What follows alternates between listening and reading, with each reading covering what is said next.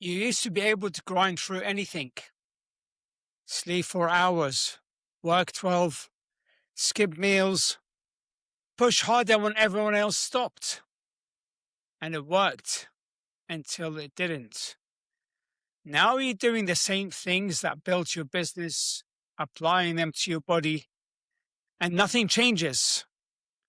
Welcome back to Iron Suits, where strength wears a crown. I am Marwan Killu, and this is where high-performing men rebuild the body that matches their empire.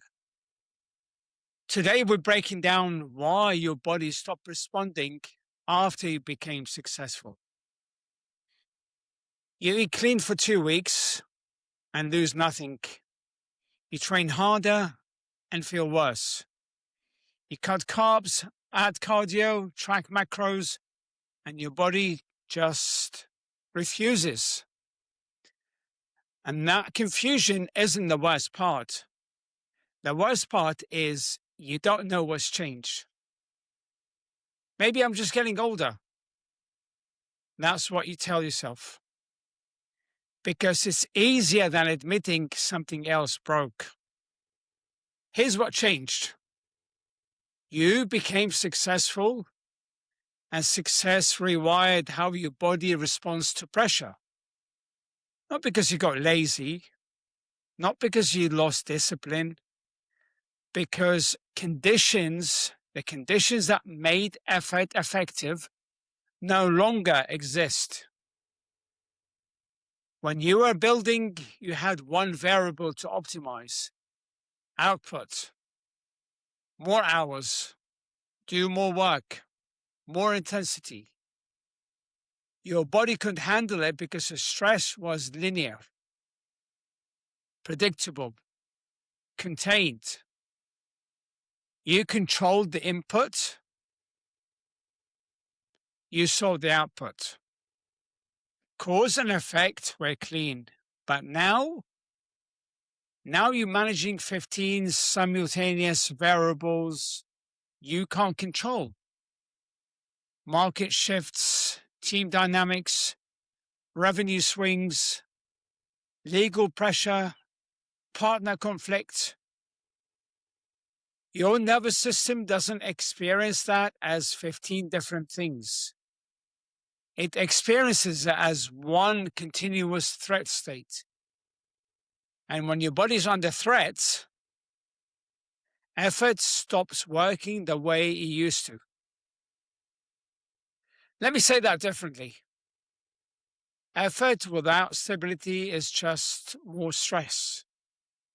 And your body doesn't differentiate between good stress and bad stress when it's already overloaded. It just counts inputs. You think you're training hard to get results. Your body thinks you're adding another stressor to an already maxed out system. So it protects itself. It holds water. It stores fat. It downregulates metabolism. It prioritizes survival over aesthetics. Not because you're doing something wrong, but because you're doing exactly what worked before in a completely different environment. You're proud of your work ethic. You're proud of your work ethic. And so you should be. But here's a part you haven't considered. Work ethic is a neutral tool. It builds companies. It also breaks bodies. The difference is context. And the context you're operating in now is nothing like the context that made you successful. Back then, effort scaled. The more input, more output. Now, effort fragments. More input, diminishing returns, sometimes negative returns. You don't need more discipline. You need to stop applying the wrong tool to the wrong problem. There's a version of you that thinks this is temporary. That once things stabilize, Once the next quarter closes, once the deal finalizes, you'll get back on track. You'll have the bandwidth, the focus, the time. And maybe that's true. But let me ask you something. When was the last time things actually stabilized? Not for a week, not between crises. When was the last time your life was predictable enough? When was the last time your life was predictable enough that effort alone was sufficient? If you can't remember, that's not a scheduling problem. That's your new normal. And your body has already adapted to it. The question is whether you have. I just need to get through this quarter. You've been saying that for 3 years. Here's what most people miss. They think the body responds to what you do. It doesn't. It responds to what you can recover from. And recovery isn't rest. Recovery is nervous system regulation in an unstable environment. You can sleep 8 hours and wake up unrecovered if your system never downshifts. You can eat perfectly and still store fat if your body perceives scarcity or threat. You can train with intensity and build nothing if your cortisol stays elevated. This isn't theory. This is physiology. And doesn't care how successful you are. The thing that made you successful was your ability to override signals. Tired, push through. Hungry, ignore it. Stress, compartmentalize. That override function is what separated you from the people who quit. And it still works in business. But your body doesn't respect override commands anymore. Because override only works when the system has capacity to be overridden. When you were younger, you had surplus. Surplus energy, surplus recovery, surplus resilience. Now you're running on borrowed capacity. And the bill is coming due. Not all at once, slowly. Pound here, a percentage point of body fat there, a little less recovery, a little more inflammation, until one day you realize you can't remember last time you felt good in your body. You've probably tried to fix this the same way you fix everything else. You identified the problem. You built a plan. You execute it. And it didn't work. So you assumed the plan was wrong. You switched programs. You hired a trainer. You tried a new diet. And it still didn't work. So you blamed yourself. Not enough discipline. Not enough consistency. Not enough sacrifice. But here's the truth. The plan was fine. Your execution was fine. The problem was that you're trying to solve a systemic issue with a tactical intervention. You can't out-discipline a dysregulated nervous system. You can't out-train an environment that never lets you downshift. And you can't willpower your way through a body that's adapted to protect itself from you. This is where most people double down. They add more cardio. They cut calories harder. They increase training volume because that's what used to work. And for a week, maybe 2, it does. You lose a pound here, pound there, a couple of pounds total. You feel some momentum. Then it stops. And you're back where you started. Only now you're more tired, more frustrated, and more convinced something is wrong with you. Nothing is wrong with you. You're just using the wrong framework. The framework that worked when you were building doesn't work when you're sustaining. Building requires addition. Sustaining requires subtraction. And you've never been good at subtraction. Let's talk about why you don't say out loud. Or rather, let's talk about what you don't say out loud. You look at yourself in the mirror and you don't recognize the guy looking back. Not because you're out of shape, but because the gap between who you are and what you see is getting wider. You built something significant. You've earned respect. You operate at a level most people can't comprehend. But your body doesn't reflect any of it. It reflects stress. It reflects compromise. It reflects a version of you that's settled. And you hate that because you don't settle. Not in business, not in relationships, not in anything that matters. Except somehow you settled here. Not intentionally, but incrementally. One skip session, one reactive meal, one night of bad sleep. Repeat it until it became your baseline.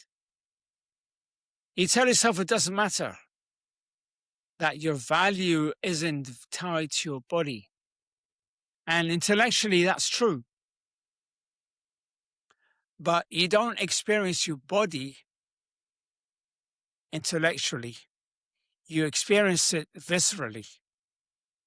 Every time you put on a shirt that used to fit, every time you avoid the mirror, every time someone from your past sees you and there's a half-second pause before they smile, you feel it.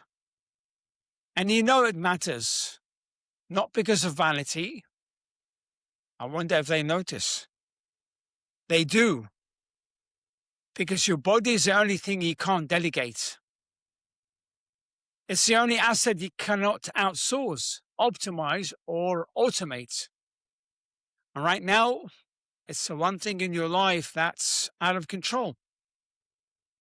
Control is the issue, not lack of it.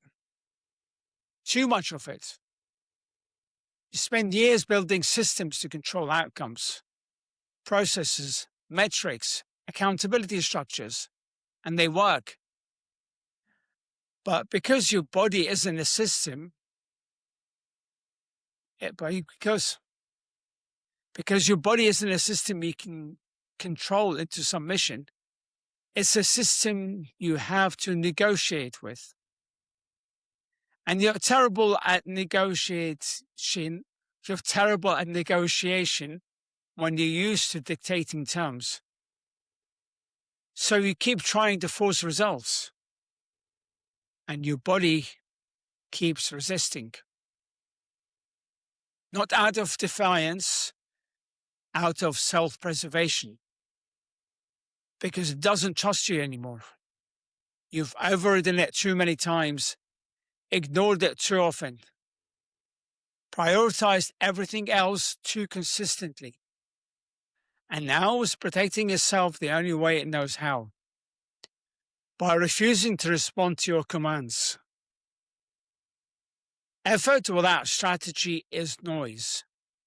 You've been making a lot of noise. The strategy you need isn't more effort, it's more precision. Not precision in execution, precision in understanding what your body actually needs in the environment it's actually operating in. You don't need a harder program. You need a program that accounts for the fact that you're running a company, managing a team, navigating market volatility, and trying not to let any of it show. You don't need more willpower. You need a system that doesn't require willpower to sustain. Because willpower is a finite resource. and you're already spending it everywhere else. Here's the uncomfortable part. The thing stopping you from getting results isn't external. It's not time. It's not access. It's not knowledge. It's identity. You've built an identity around being the person who can handle everything. The person who doesn't need help, who doesn't slow down, who doesn't adjust. And that identity served you well until it became the thing preventing you from changing. Because changing would require admitting that the way you've been operating isn't sustainable. And admitting that feels like weakness. What if I can't do this anymore? That's the thought you don't let finish. So you don't. You keep grinding. You keep pushing. You keep believing that if you just try harder, it will click. But it won't. Because the problem isn't effort. It's refusal. It's a refusal to acknowledge that the rules have changed. You became successful by ignoring limitations. Now you have to get your body back by respecting them. That's not a step backwards. That's the only way forward. And it doesn't require you to become somebody else. It requires you to become more precise about who you already are. Someone who solves hard problems. Someone who adapts when conditions change. Someone who doesn't confuse effort with effectiveness. Your body is a hard problem, but you've solved harder. The difference is you're willing to admit when a business strategy isn't working. You pivot, you adjust, you bring in expertise. But with your body, you keep running the same play and wondering why it's not working. This isn't about motivation. Motivation is what you feel when you start. This is about what happens when motivation runs out and you're still in the same place. So looking in the mirror and seeing someone you don't recognize. Still buying the next size up. Still avoiding photos. Still telling yourself next month will be different. It won't be. Not unless something changes. And that something isn't effort. It's not discipline. It's not another program. It's your willingness to stop treating your body like a problem you can force into submission and start treating it like a system that requires negotiation, precision, and respect. You don't need permission to change. You need to stop waiting for conditions to be perfect. They won't be. They never are. The market will always be volatile. The team will always need you. The pressure will always be there. That's not going away. So the question isn't when things will calm down. The question is whether you're willing to build a body that works in the conditions you actually live in. Not the conditions you wish you had, not the conditions you used to have, the ones you have right now. Your body stopped responding after you became successful because success changed the game. And you're still playing by the old rules. The moment you accept that, everything shifts. Not because it gets easier, because you stop fighting the wrong battle. and you start fighting the one that actually matters. And that's all that we have for today. I hope this episode was helpful for you. If this episode helped you or brought value to you in any way, then leave me a positive review on iTunes. Tell me how awesome it is. Or if it didn't, you can just tell me that I'm an asshole. I'm joking. Just leave me if you can leave me a positive comment, that would be great. That's how we grow the show. And if you found value, then make sure you share it with another leader. Again, because as iron sharpens iron, so one man sharpens another. I keep getting that bit wrong. I still can't get there. Don't remember the differences between the sharpens and sharpens. I think one of them was King John or something or other.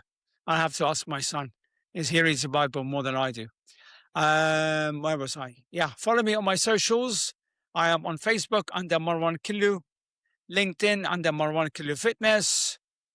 Make sure you say hello. Come say hello on these platforms, and you can even watch this on YouTube under Marwan Killu. Till next time, have a great day, and make sure you subscribe to get notifications when the new episode goes live. Talk to you all soon.